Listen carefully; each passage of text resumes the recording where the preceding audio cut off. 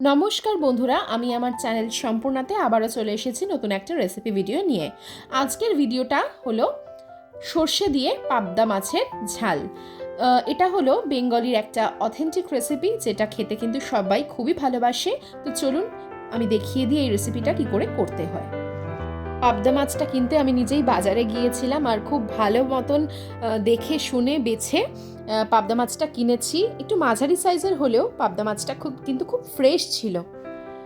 তো এই লোভনীয় রেসিপিটা করতে যা যা লাগছে আমি নিয়ে নিয়েছি 300 গ্রাম মতো পাবদা মাছ, খুব ভালোভাবে কেটে ধুয়ে নেওয়া আছে। আর আছে কালো সর্ষে, এই যে কালো সর্ষে, কাঁচা পাকা লঙ্কা, আর আছে পোস্ত। আমরা খুব বেশি পরিমাণেই দিচ্ছি পোস্ত আর সর্ষেটা, এখানে 2 টেবিল স্পুন মতো নিয়েছি। আর আছে কালো জিরে আর লাল লঙ্কার গুঁড়ো।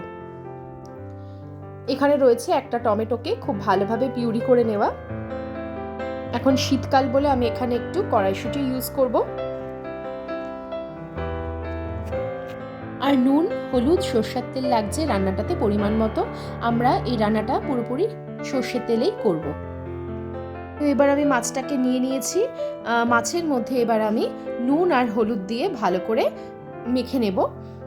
এখানে আমি নিয়েছি 1 টিস্পুন হলুদ গুঁড়ো আর একটু সামান্য নুন আমি ছিটিয়ে দিচ্ছি মাছের গায়ে।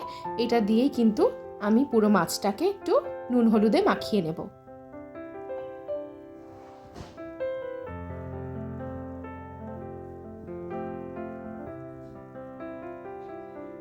অন্যদিকে সর্ষে, পোস্ত আর কাঁচা লঙ্কাটাকে আমি খুব ভালোভাবে শিলনোড়ায় বেটে নিচ্ছি আর বাটার সময় নুন আর হলুদ একটু ইউজ করছি। এবার আমি সমস্ত মাছগুলোকে ভেজে নেব। ভাজার জন্য কড়াই হিটে বসিয়েছিলাম, গরম হয়ে গেছে। এর মধ্যে একটু সর্ষের তেল অ্যাড করছি। তেল যখন একদম গরম হয়ে যাবে তখনই কিন্তু মাছগুলো ছেড়ে দেবেন। আমি এইভাবে সমস্ত মাছগুলোকে ছাড়ছি, প্রথমে 4টে, তারপরে আরও 4টে মাছ এইভাবে করে ভেজে নেব।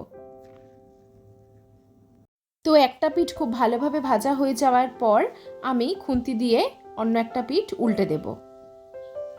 মাছগুলো দেখতেই পাচ্ছেন খুব সুন্দর করে ভাজা হয়ে গেছে। এবার আস্তে আস্তে আমি তেলটাকে ছেঁকে তুলে নিচ্ছি মাছগুলোকে। একটা প্লেটে এটাকে উঠিয়ে রাখবো। তো মাছ ভাজার পর আবার একটু তেল অ্যাড করেছিলাম, সেই তেলের মধ্যে আমি এখন আমার রেখে দেওয়া কালো জিরেটা দিয়ে দিচ্ছি। কালো জিরেটা দেওয়ার পরেই সর্ষে, পোস্ত আর কাঁচা লঙ্কা যেটা আমি বেটে রেখেছিলাম একসাথে, সেটা দিয়ে দেব। একটু ছিটবে, তো তাই জন্য একটু খুব কেয়ারফুলি জিনিসটা হ্যান্ডেল করতে হবে। এরপর আমি দিয়ে দিচ্ছি শুকনো লঙ্কা গুঁড়োটা। এখানে অন্য কোনো মশলা গুঁড়ো আর ইউজ হবে না, অতিরিক্ত মশলা গুঁড়ো এখানে ইউজ হবে না। এরপর দিয়ে দিচ্ছি 1 টিস্পুন অফ হলুদ গুঁড়ো। এরপরে দিয়ে দেব আমরা স্বাদ মতো নুন। নুনটা সবার আন্দাজ মতন দেবেন। খুব ভালোভাবে এগুলোকে একসাথে মিক্স করে নিতে হবে। এইবার টমেটো পিউরিটা আমি দিয়ে দিচ্ছি। টমেটো পিউরিটা খুব ভালোভাবে গ্রেভিটার সাথে মিক্স করে নিতে হবে। এইবার আমি যেই মটরশুঁটিগুলো একটা বাটিতে রেখে দিয়েছিলাম সেইটা এখন এটার মধ্যে অ্যাড করছি। যেহেতু এখন শীতকাল তাই এটা আমি দিয়েছি, এটা অপশনাল, আপনারা নাও দিতে পারেন। খুব ভালোভাবে এটাকে মিক্স করে নেব। তো এইবার আমাদের গ্রেভিটা ফুটে উঠেছে, এটা একটু গ্রেভি হবে। মাছগুলোকে এই সময় আমি দিয়ে দিচ্ছি। খুব সাবধানে মাছগুলোকে দিতে হবে। এটা একটু হালকা মাছ, মানে নরম মাছ, যাতে মশলাটা মাছের গায়ে খুব ভালোভাবে লাগে। এই জন্য আমি এইভাবে এখন হাত দিয়ে কড়াইটাকে একটু স্লাইড ঝাঁকিয়ে নিচ্ছি। আমাদের রান্না মোটামুটি রেডি। তো এখন আমি ধনেপাতা একটু ছড়িয়ে দিচ্ছি যাতে একটু সুন্দর ফ্রেগরেন্সটা আসে। এখানে কিন্তু আমি নামে মাত্রই অল্প স্লাইট জল অ্যাড করেছিলাম, আপনারা কিন্তু ঝোল হিসাবেও খেতে পারেন।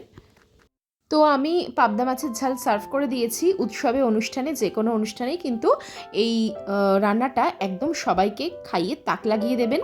অবশ্যই আমার চ্যানেল সাবস্ক্রাইব করবেন আর কমেন্টে জানাবেন কেমন লাগলো। বাড়িতে কিন্তু অবশ্যই ট্রাই করতে ভুলবেন না।